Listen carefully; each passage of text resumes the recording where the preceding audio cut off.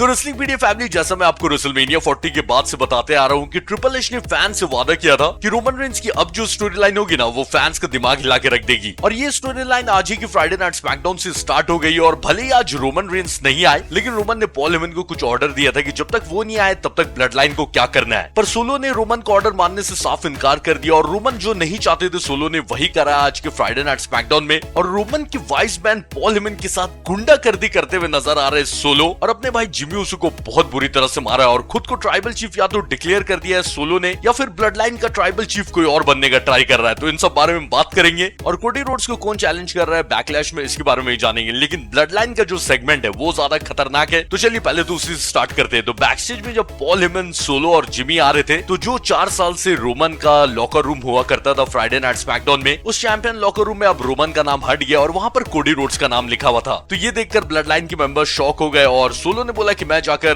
Cody Rhodes पे attack करता हूं। लेकिन पॉल ने सोलो को रोक दिया और बोला कि देखो, हार का कुछ ना कुछ अंजाम होता है, और क्योंकि रोमन रेंस रेसलमेनिया 40 में हारे हैं तो उसका अंजाम ये है, और अगर हमें ये लॉकर रूम फिर से चाहिए तो हमें WWE चैंपियनशिप वापस से ब्लड लाइन में लानी होगी। और केविन ओवेंस को तो मौका चाहिए था ब्लड लाइन का मजाक उड़ाने का। तो वो कोडी रोड्स के जब कमरे में जा रहे थे तो उन्होंने बोला कि तुम लोग अंदर नहीं आ सकते, तुम लोग अंदर जाने के लिए इन्वाइटेड नहीं हो, यहीं से निकल लो। तो इसके कुछ देर बाद जब फाइनली पॉल हेमन, सोलो और जिमी उसो रिंग में आए तो पॉल हेमन ने बताया कि ट्राइबल चीफ ने ऑर्डर दिया है और उन्होंने बोला है कि हमें जो मेरी हार हुई है रेसलमेनिया 40 में, तो इस हार के लिए हमें किसी और को जिम्मेदार नहीं ठहराना, ना ही जॉन सीना को, ना ही अंडरटेकर को, और यहाँ तक कि इस चीज का जिम्मेदार जे उसो को भी नहीं ठहराना है। तो जो मेरे पास से टाइटल गया है उसकी जिम्मेदारी ब्लड लाइन को लेनी होगी। और पॉल हेमन इसी बारे में बात करने लगे और उन्होंने बोला कि सेथ विजनरी है और वो सच बोल रहा था। उसने बोला था कि वो कोडी की शील्ड बनेगा। और रोमन और कोडी के मैच के फाइनल मोमेंट्स पे क्या हुआ, जब रोमन के हाथ में चेयर थी और उस टाइम अगर वो उस चेयर से कोडी रोड्स को मारते, जो कि लीगल था क्योंकि वो match blood line rules match था, तो रोमन अभी यहाँ पे खड़े होते अपने टाइटल के साथ। लेकिन रोमन ने क्या किया, सेथ रॉलिंग्स के खिलाफ जो रोमन के अंदर इतनी बदले की आग भरी हुई थी, इसकी वजह से रोमन ने कोडी पे अटैक नहीं करके सेथ पे अटैक कर दिया और इसी वजह से रोमन हार गए। और पॉल हेमन याद दिलाने लगे कि रेसलमेनिया 39 में कोडी इसलिए हारा था क्योंकि वो सोलो के अटैक के लिए तैयार नहीं था। पर इस बार जहाँ कोडी पूरी तरह से तैयार था, रोमन कहीं ना कहीं पूरी तरह से तैयार नहीं थे। और पॉल हेमन इससे पहले और कुछ आगे बोलते, सोलो ने पॉल हेमन को रोक दिया और उनसे एक सवाल पूछा, जो सेम बात पॉल हेमन ने सोलो को बैकस्टेज में बोली थी कि हर हार का अंजाम होता है। तो जब पॉल से सोलो ने ये सवाल पूछा कि जब हर हार का अंजाम होता है, तो वो जिमी उसो की तरफ देखने लगे क्योंकि जिमी उसो रेसलमेनिया में जे उसो से हार गया था और सोलो कहीं ना कहीं जिमी उसो को इस चीज का जिम्मेदार ठहरा रहा था कि तुम्हारी वजह से रोमन के पास से टाइटल गया है। और ऐसा लग रहा था कि सोलो अटैक करेगा जिमी उसो के ऊपर, लेकिन उसने जिमी को गले लगाया रोमनी के स्टाइल में, ये नोटिस किया। और रोमनी की तरह सोलो जिमी को बोलने लगे कि आई लव यू, और जिमी को लगने लगे कि कोई दिक्कत नहीं है। लेकिन पीछे से किसी ने आकर अटैक कर दिया और फिर हमें पता चला कि ये टामा टोंगा है। तो इनके सब टामा टोंगा को नहीं जानते तो इसके बारे में मैं पूरी अलग से वीडियो बना दूंगा। बस इतना जानो कि ये न्यू जापान प्रो रेसलिंग में बहुत ही फेमस सुपरस्टार है। और जब टामा ने अटैक कर दिया जिमी पर, तो पॉल हेमन कोने में चले गए और वो रोने लगे और चिल्लाने लगे और बोलने लगे कि ट्राइबल चीफ ने ऐसा ऑर्डर नहीं दिया है। लेकिन सोलो ये सब सुनने के लिए तैयार नहीं था और उसने जिमी को आई लव यू बोलकर इतने सारे समोन स्पाइक दिए, कॉर्नर में उसके मुंह पे चेयर रख के उसको पीटा।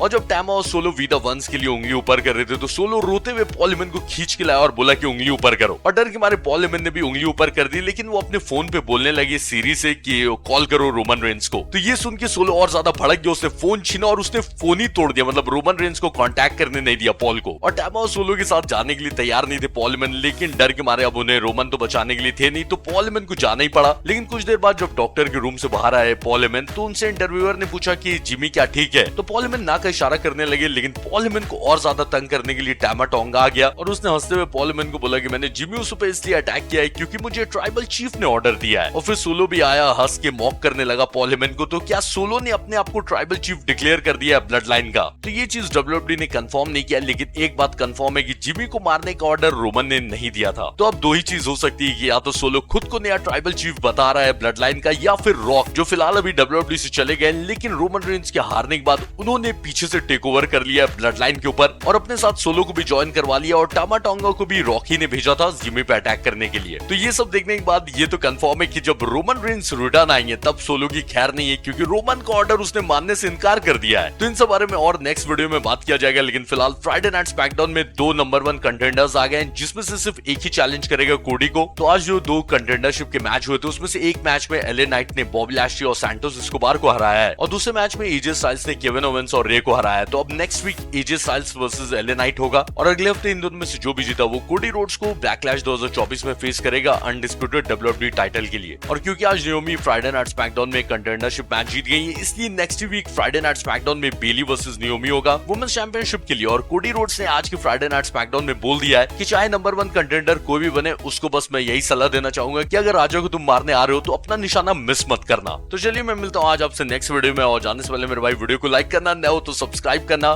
टाटा।